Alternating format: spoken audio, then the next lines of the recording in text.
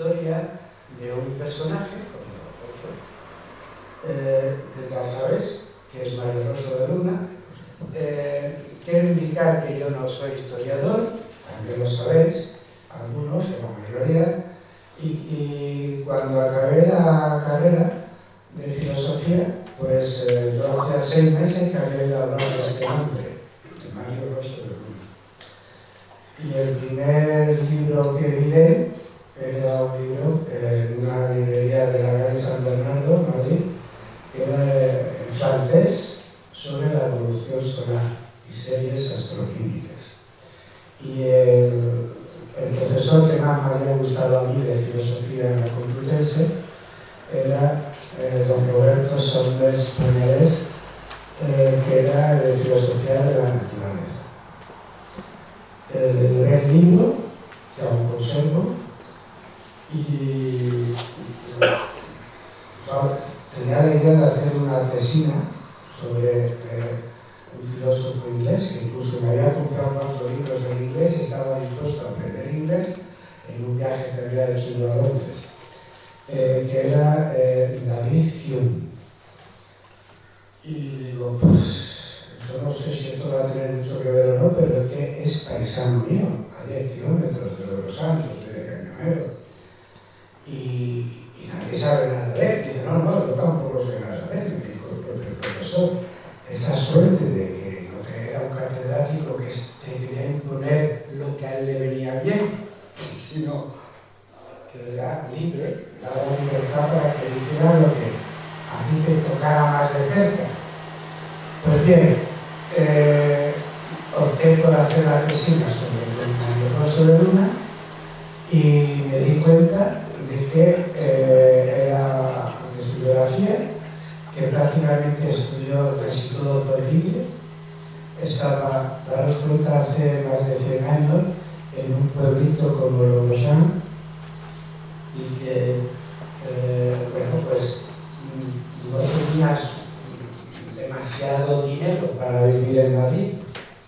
Iba a la hora de los exámenes, a veces participaba y conocía a profesores, pero no mucho. Tengo algunos apuntes suyos que hablan precisamente de lo ignorantes que eran sus profesores en general, y alguna vez tuvo que ir hacia el Levante y se fue a venir ahí por la zona de Vinaroz, que era su padre. Su madre era de Acatiblanco, de Cabeza de Buey, y él pues se tuvo que examinar en Barcelona porque en Madrid como que tenía fichado, ¿no? Entonces, bueno, pues yo quería cuento un poco la historia de Rosso, indicando que, igual que yo, el primer libro que vi, un libro hecho en 1894, después de tener una medalla de oro en París, teniendo 22 años, y viviendo en Longchamp, yendo por libre a Cáceres a examinarse, que era tan brillante que le llamaban príncipe, que es una cosa que hacen los jesuitas. En su pueblo, esto lo he conocido directamente porque los 3 primeros años de profe de filosofía, pues me llamaron de lo que era el homologado de Longchamp y fui allí. Y allí, pues sí, algunos sabían algo, tenían una calle todavía, pero era lo menos que te decía, pues era un poco raro, un poco extraño. Entre otras cosas, tocaba muy bien la guitarra y llegué a conocer a algunas mujeres que de chicas bailaban, iban a buscar a don Mario o a Marito, según la edad que tenía, para que tocara la guitarra y ellas bailoteaban y tal. Lo primero que me sorprendió fue que era muy conocido por los temas esotéricos. Todo esto de los brujos, de las brujas, y entonces ya lo comenté con el profesor, digo, yo no sé si esto va a ser y tal, que dice, bueno, sigue mirando libros, hacemos ahora la biografía, nos enteramos de quién es, y claro, descubro que hay muchos libros suyos. Cuando pongo en orden todo esto, me doy cuenta de que este jovencito de Longchamp leía y estudiaba, porque tenía una familia no rica, pero culta. La mina de Morosán, el que tenía los derechos era su abuelo, Julián de Luna, que fue el primer catedrático de matemáticas y de agricultura, pero en Badajoz, primero lo que era entonces el Ministerio de Educación, que no era el Ministerio, era la Sociedad Económica Matritense. Y bueno, en fin, me podía meter en ese tipo de asociaciones y de historias, pero yo lo que me doy cuenta es que cómo me voy a poner a hablar de un tipo que hablaba de tantas cosas. Con muy pocos años de doctor en Derecho, con una tesis feminista a favor de las mujeres, el que puedan heredar igual que los hombres. Como es famoso en Francia, y le dan medallas y le hacen miembro de honor de la Sociedad Arqueológica de Bruselas y cosas por el estilo, pues en la Diputación, le costaba mucho trabajo conseguir el dinero, le dan una beca y hace ciencias físico-químicas. Y claro, yo no sé tampoco nada de física ni de química. Y yo cada vez más ya digo, bueno, hago la tesina y luego ya me caso, hago las oposiciones y me olvidé del Rosso de Luna. Pero en un determinado momento, cuento un poco las anécdotas, porque luego ya rolete y ya lo pondré para que podáis buscar bibliografía y cosas de estas. Paso olímpicamente de Rosso, y Juan García Atienza, que algunos conoceréis, fue bastante muy amigo mío y me dio algún buen consejo. Y él era de lo que su padre tenía en su casa un cuadro con el retrato de Rosso y con un paisaje valenciano, con su padre era de Valencia. Y según quien iba a casa le daba la vuelta o no le daba la vuelta. Y me dijo y me animó al libro de Rosso de Luna. Me pidió un artículo que salió en Disidencias del diario 16, donde decía que una cosa que había hecho un señor muy famoso entonces, y que yo también lo leía, era Juan Cueto, pues que había hecho una edición pirata y un prólogo equivocado. Bueno, pues el que dirigía esto era Sánchez Drago, y hizo, en fin, hablar con él y tal. Y entonces a mí me encontré un poco entre la espada y la pared, y digo, pero ¿y por qué es que me llaman a mí Rosso, no a mí, sino en general a los rossolunáticos, o sea, amigos de las cosas que hablaba Rosso, pero en este sentido esotérico, heterodoxo, no sé qué, no sé cuánto? 2 minutos te quedan. 2 minutos me quedan. Bueno,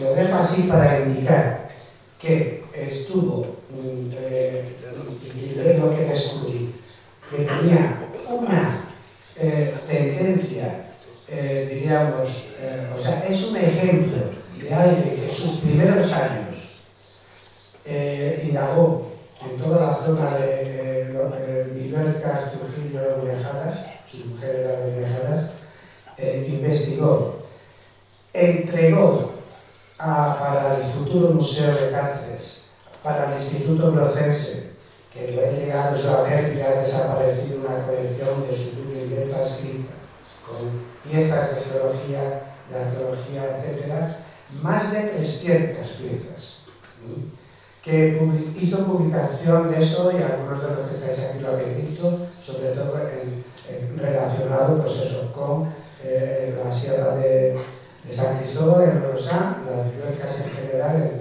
plan geológico, y bueno, publicó en la revista de Extremadura, ahí en Santa Cruz, estuvo un par de veces pateándose la sierra y defendiéndolo esto en el boletín de la Real Academia de la Historia.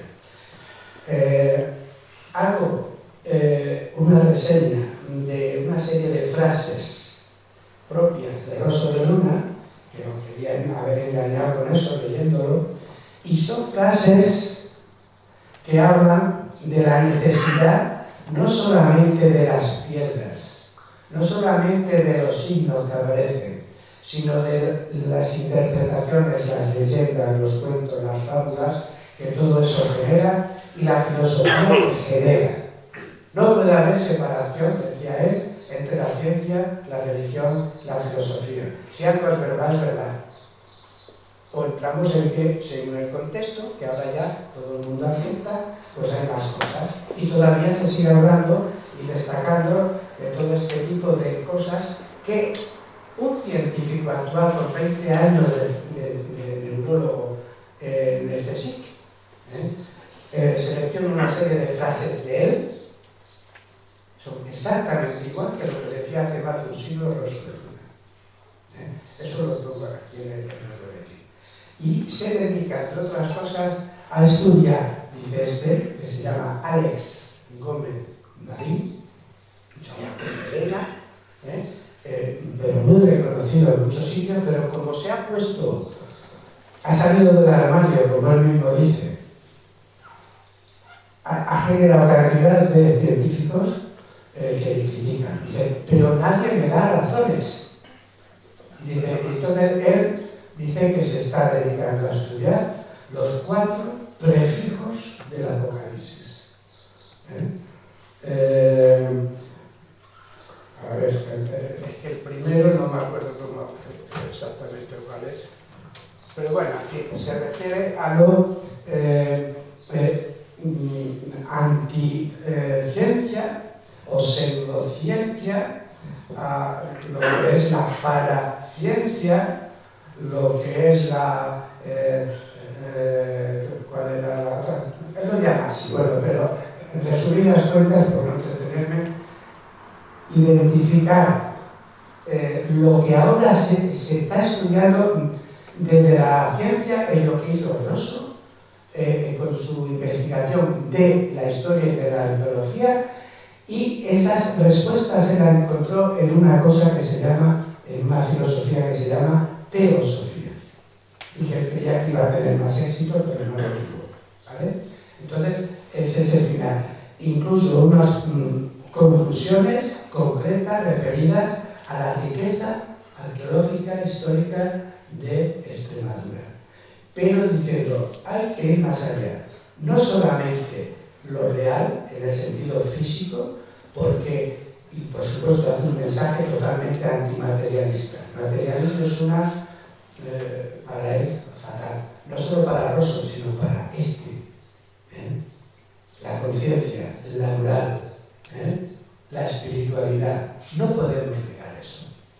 Y eso es lo que se le ha negado a un personaje como Rosso, que veréis, bueno, yo ahí he puesto un par de libros de los que estoy publicando que son suyos, y de alguna manera creo que da unas líneas para que no tengáis miedo a la hora de interpretar las piedras resbaladeras, a la hora de interpretar los tronos, los sepulcros, todo ese tipo de cosas. En vez de decir, parece que tenía contacto con...